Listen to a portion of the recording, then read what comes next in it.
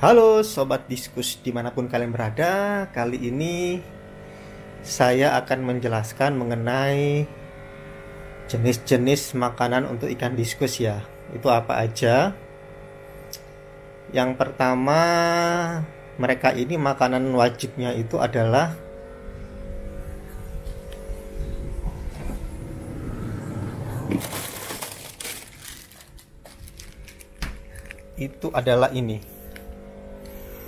ini adalah cacing beku. Mereka baru saya kasih makan, jadi belum terlalu lapar ya. Ini cacing beku. Terus yang kedua, makanan mereka ini adalah tetra ya. Tetra seperti ini. Ini makanan mereka yang kedua. Tetra, saya taruh di sini. Ini yang pertama tadi ya, cacing beku, tetra. Kita coba ya, kasih tetra sedikit.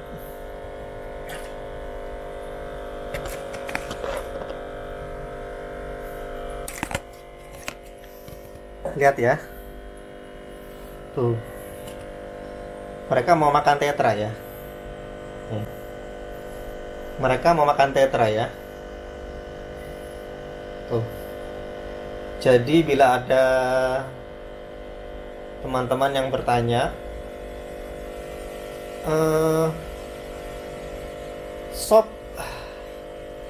Jadi bila ada ya teman-teman yang bertanya, mungkin ya kepada Jadi bila ada pertanyaan diskus bisa apa tidak makan pelet, jawabnya bisa.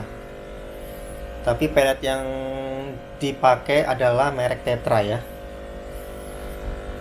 Tampak mereka lahap sekali. Selain Tetra itu ada jenis pelet yang kedua, itu adalah Vibrabit. Vibrabit kalau nggak salah ya mereknya. Itu agak mahal dari Tetra. Tetra ini kaya akan vitamin, kemudian baik juga untuk kesehatan, untuk warna dan pertumbuhan. Ini vitaminnya banyak sekali ya, meskipun tulisan bahasa Inggris dan saya kurang mengerti tapi tulisannya banyak, artinya banyak juga vitamin kandungannya ya. Dan itu terbukti ikan saya dikasih Tetra itu makannya lahap ya. Oke, itu makanan yang kedua tadi ya. Pertama cacing beku. Kalau cacing beku ya kalian pasti tahu ya, ikan manapun akan suka cacing beku. Yang kedua tetra, ini yang khusus buat diskus. Tetapi kelemahan tetra ini kalau sering dikasih itu bisa membuat badan diskus jadi agak kemerahan ya. Oleh karena itu kasihnya selingan aja. Mungkin perbandingannya 2:1 ya. Dalam sehari 2 kali cacing beku, 1 kali tetrabit. Nah seperti itu. Kemudian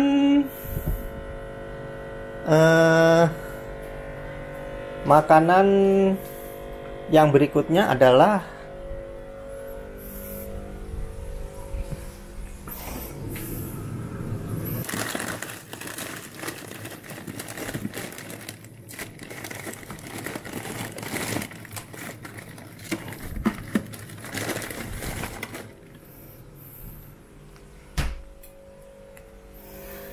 makanan diskus yang berikutnya adalah burger.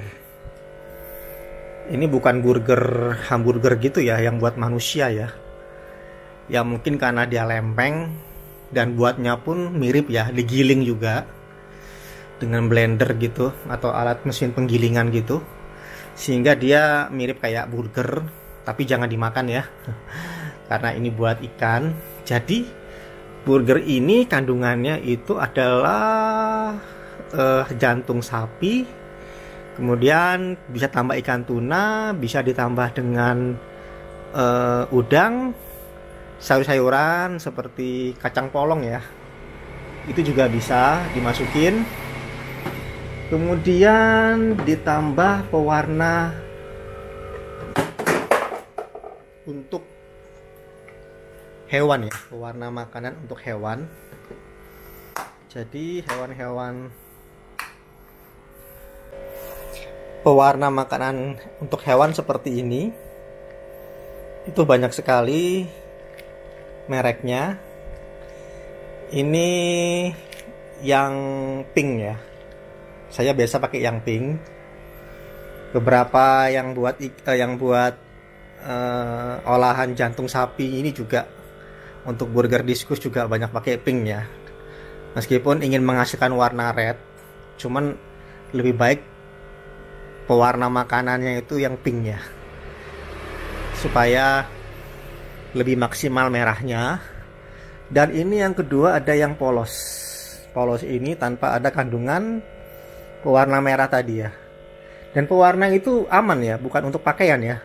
Itu benar-benar untuk binatang, kadang bisa buat burung juga. Kan burung kan warna-warni ya. Bisa buat makan burung, ikan gitu ya. Bisa buat arwana juga atau ikan lohan. Ini saya masukkan dulu ke kulkas ya, takut mencair.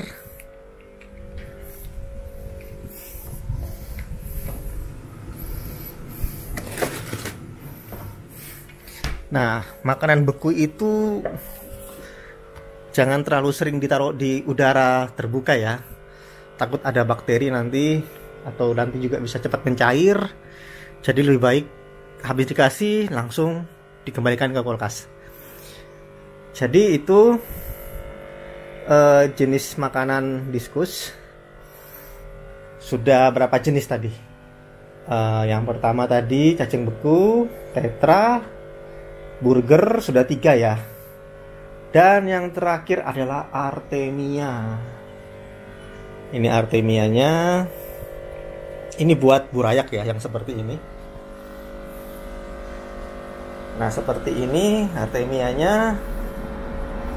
Ini ditetaskan ya. Bagaimana cara menetaskannya? Sebentar akan saya tunjukkan. Nah, kemudian makanan yang berikutnya juga sama artemia, tapi bedanya ini artemia ya. Ini sudah saya masukin ke dalam wadah seperti ini. Ini adalah artemia tetas seperti ini. Artemia tetas mereknya Polaret. Ini kalau kalian males mengkultur atau menetaskan yang tadi, kalian bisa menggunakan yang sudah siap saji seperti ini. Nah, ini biasa buat makanan gapi atau cupang instan ya, tanpa ditetas. Tapi ternyata bisa juga untuk diskus. Ini buktinya. Saya akan taburkan ke bawah, ke air ya. Taburkan ke air, bukan taburkan, tapi saya tuangkan ke dalam air. Nih, mereka mau makan sop. Mereka mau makan. Dan artemia tetas ini sifatnya itu ya, tenggelam ke bawah dasar air ya. Dan ikan diskus ini juga makan makanan yang tenggelam di dasar ya. Jadi mereka bukan jenis ikan yang suka makan makanan yang mengapung, tetapi yang tenggelam.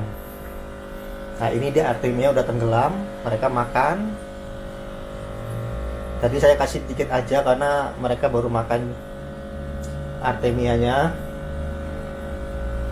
Jadi seperti itu. Atau enggak, bisa juga mereka dikombinasikan dengan cacing beku yang tadi. Itu diiris. Diirisnya pakai apa? Pakai gunting. Jadi tadi yang kepingan itu ya, kepingan itu dicemplungkan 2 keping cacing bekunya, ditambah air dikit, terus digunting sampai dia berukuran agak kecil ya. agar masuk ke mulut anakan diskus ini, baru dituangkan ke mereka. Seperti itu. Kalau pakai pisau ngirisnya agak lama ya, mending pakai gunting aja. Nah, sudah habis semua artemia mereka makan ya. Jadi mereka mau artemia tetas seperti ini ya, yang sudah instan seperti ini ya. Dan ini pun kaya akan vitamin juga, vitamin A, D, E, C, lengkap juga. Sama seperti artemia yang ditetaskan seperti ini ya. Nah, bagaimana cara menetaskan artemia tetas? Pertama-tama, siapkan wadah seperti ini. Kalian nggak usah pakai cara yang bikin bingung ya, seperti mungkin pakai botol aqua gitu yang dimodifikasi. Itu nggak usah terlalu pusing, cukup tuangkan aja artemianya secukupnya ya, kurang lebih seperti ini.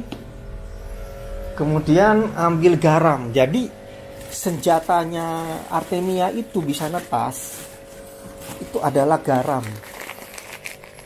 Garam ini ya, bila nggak pakai garam ya nggak netas. Ini perangsangnya ya,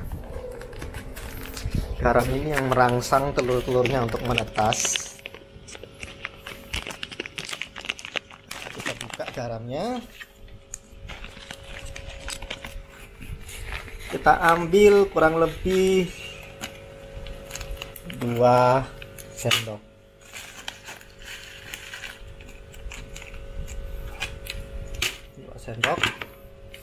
Kalau kalian tidak punya wadah seperti ini ya, wadah apapun bisa ya, nggak perlu model seperti ini.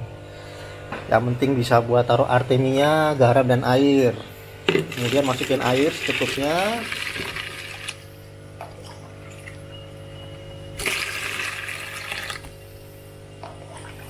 Secukupnya ya, jangan terlalu banyak, jangan terlalu dikit ya. Kalau saya biasa sih 1/4 dari wadah ini ya, nggak nyampe setengah. Nah, udah selesai kayak gini tok. Kayak gini aja, gak usah banyak macam-macam. Setelah itu ambil aerator seperti ini. Nih, aerator ya, gelembung, masukin aja. Udah, diamkan aja sampai 24 jam. Nanti kita akan saring dengan ini, cangkangnya nanti kita akan saring dengan ini supaya nggak kemakan sama ikan diskus ya. Jadi ini cangkang akan kita saring dengan alat seperti ini. Ini untuk menahan cangkangnya dan ini untuk menahan artemianya. Jadi ada 2 fungsi. Seperti apa cara memakainya? Tunggu besok ya, setelah ini netas semua. Dan sebagai pembuktian kepada kalian, kalau cara seperti ini bisa menetaskan telur artemia. Jadi nggak usah pakai cara yang macam-macam lah. Orang-orang sekarang banyak pakai cara macam-macam buat menetaskan artemia. Ada yang pakai botol aqua, ada yang pakai, waduh, macam-macam dimodifikasi seperti itu. Kalau saya simpel aja ya, karena saya petani diskus koboi. Kalau koboi itu gak usah pakai banyak aturan ya, yang penting bisa ternakin, bisa sehat ikannya, bisa menghasilkan banyak burayak untuk bisa dipelihara atau dijual. Sudah itu aja. Seperti makanan tadi kan yang artemia tetas itu seperti ini, itu nggak pernah ada yang menganjurkan pemain diskus untuk makan ini. Itu nggak ada. Kalau ikan gapi seperti ini, ikan cupang ya banyak yang makan artemia tetas seperti itu. Jadi seperti itu aja. Kita akan ketemu lagi besok setelah ini berhasil menetas. Nanti akan saya liput setelah ini menetas. Oke sob, sampai besok ya. Stay tune, tetap di Ejra Diskus. Halo sob, ini sudah 24 jam lebih ya artemianya saya tetaskan untuk makanan burayak diskus.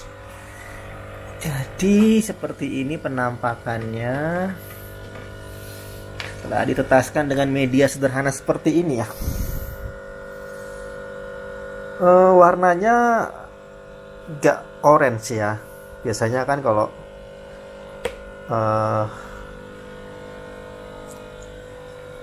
orang lain ya yang bukan saya mengkultur artemia itu akhirnya jadi orange ya, karena mereka banyak memakai artemia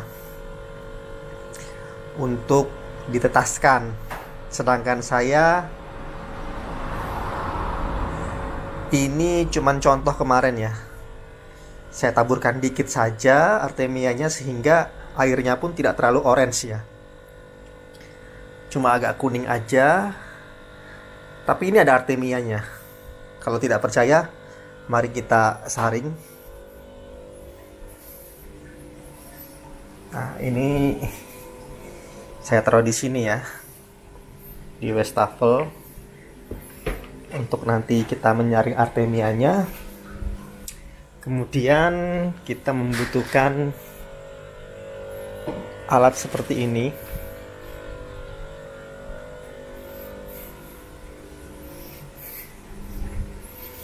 Ini jaring khusus artemia ya. Jadi ada dua jaring.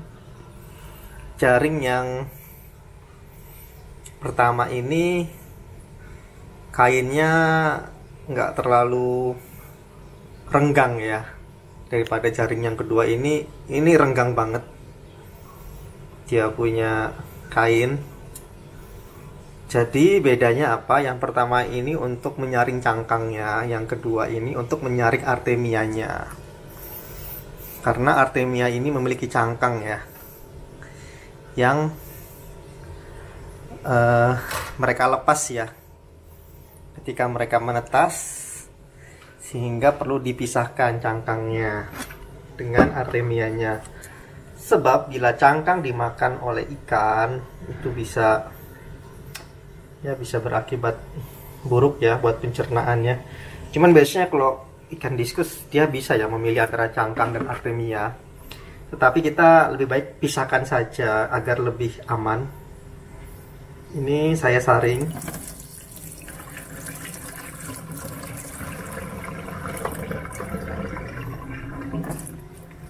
Jadi ini dikit aja artemianya ya. Kemarin saya ambil cuman setengah tutup botol karena buat contoh aja ya. Kalau media seperti ini atau cara seperti ini dengan media sederhana seperti ini, bisa ya kita untuk menetaskan artemia ya, atau mengkultur artemia untuk makanan ikan diskus kesayangan kita. Nah, setelah itu kita akan menyaring kembali. Setelah semua air kita taruh atau kita tuangkan di saringan ini, kita saring kembali agar artemia yang lain yang mungkin belum semuanya lepas ya dari cangkang itu bisa turun ke bawah, ke jaring yang di bawah, jaring yang buat menangkap artemia ya. Kita aduk-aduk, kita goyang-goyang ya, bukan aduk-aduk ya. Kita goyang-goyang sampai artenya lepas dari cangkangnya. Kita akan lihat artemianya semana. Nah, ini dia artemianya ini. Tuh berwarna orange kan? Ini bergerak ya, berwarna orange. Tadi kalau kita lihat sekilas di toples tidak ada warna ya, kayaknya keruh ya airnya, cuman keruh aja ya, nggak ada warna orange-nya ya. Tapi setelah kita saring nih, buktinya ada artemianya. Terus kita taruh di gayung.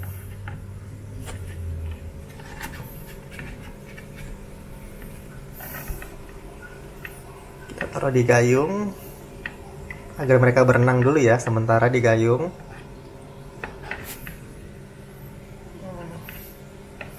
Kemudian kita saring lagi. Takutnya masih ada artemia yang masih menempel ya. Belum semuanya.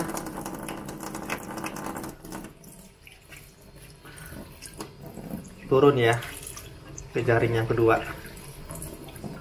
Masih menyangkut ya di jaring yang pertama ini. Dan saring lagi. Dan ini kalian lakukan terus sampai bersih ya, artemia tidak ada lagi di cangkangnya.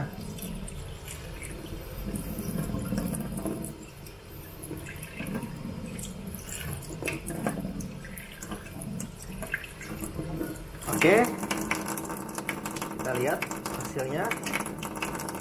Lah, masih banyak ternyata. Kita taruh kembali di gayung.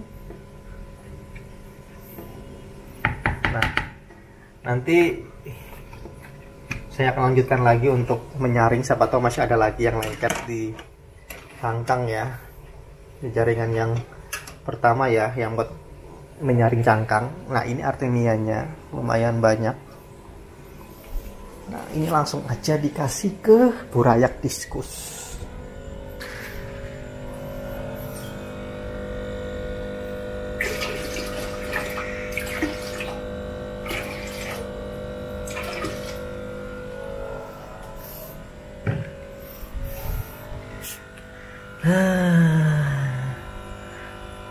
Mereka malu-malu ya.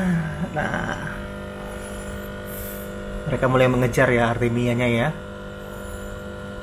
Nah, mereka mulai mengejar artemianya. Ini juga ada satu yang mojok. Tuh. Nah, ada yang udah mulai makan, ada yang udah mulai sadar kalau ada artemia di sekitar mereka.